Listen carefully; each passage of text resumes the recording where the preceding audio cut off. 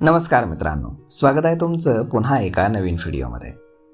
मित्रांनो, बँगलोरमधील एका वैद्यकीय महाविद्यालयामधील व्हिडिओ सध्या व्हायरल होतोय. वर्गामध्ये लेक्चर सुरू असताना एका ज्येष्ठ प्राध्यापकानं माईक हातात घेतला आणि चक्क आपल्याच विद्यार्थिनीला सर्वांसमोर लग्नाची मागणी घातली. त्या संतप्त विद्यार्थिनीनं त्याला चपलीनं मारलं. ही एक वेगळी घटना वाटू शकेल, पण खरं तर ही एक फारच जुनी गोष्ट आहे. वयस्कर पुरुष आणि त्यांचं खूपच तरुण महिलांकडे असलेलं आकर्षण शतकानुशतकं विज्ञान मानसशास्त्र या विषयाचा उलगडा करण्याचा प्रयत्न करत आहे. हॉलिवूड अभिनेता लिओनार्डो डिप्रियो हा 50 वर्षांचा आहे, पण त्यानं 25 वर्षांपेक्षा जास्त वयाच्या महिलांना क्वचितच डेट केलेलं आहे. टोबी मॅगवायर किंवा मग अन्य वेस्ट या सर्वांच्या जोडीदारांमध्ये किमान 15 ते 20 वर्षांचं अंतर आहे. भारतामध्ये देखील मिलिंद सोमंत आणि अंकिता कोमर यांच्यातील 26 वर्षाच्या अंतराची चर्चा आजही होते. बँगलोरच्या त्या प्राध्यापकाकडे खाजगी विमान आणि फॅशन लेबल नसलं तरी त्याची मानसिकता या सेलिब्रिटींपेक्षा वेगळी नसून एकच पॅटर्न आहे.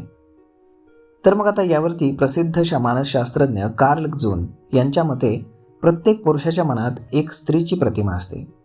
वयाच्या 40-45व्या वर्षी जेव्हा पुरुषांना आपल्या मृत्यूची किंवा वाढत्या वयाची जाणीव होऊ लागते, तेव्हा ते स्वतःचं तारुण्य सिद्ध करण्यासाठी तरुण जोडीदाराला शोधत असतात.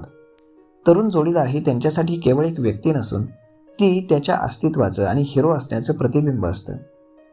यामध्ये आता सोशल सायन्स अँड मेडिसिन्सच्या अभ्यासानुसार वयातील मोठं अंतर असलेल्या संबंधांमध्ये पुरुषांचं समाधान जास्त असतं, मात्र स्त्रियांचं समाधान काळानुरूप कमी होत जातं.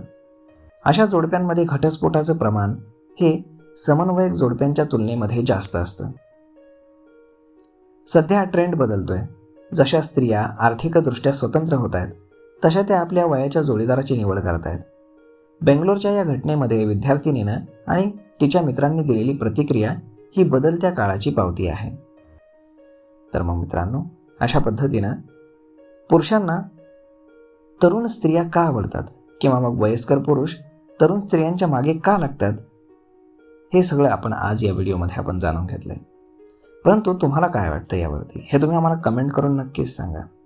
आणि जर हा व्हिडिओ तुम्हाला आवडला असेल तर आपल्या जवळच्या मित्रमंडळींसोबत देखील हा व्हिडिओ तुम्ही शेअर करायला विसरू नका. धन्यवाद.